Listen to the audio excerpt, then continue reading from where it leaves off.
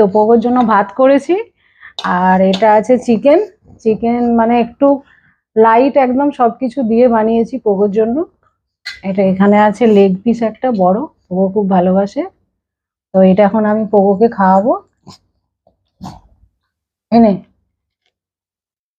Pogo নতুন জামা পরেছে, কেমন লাগছে পোগোকে?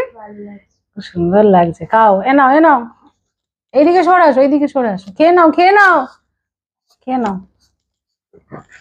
আসো এইদিকে আসো, এইদিকে আসো, এইদিকে আসো, আসো। পছন্দ হয়নি নাকি জামাটা? কি পছন্দ হয়নি?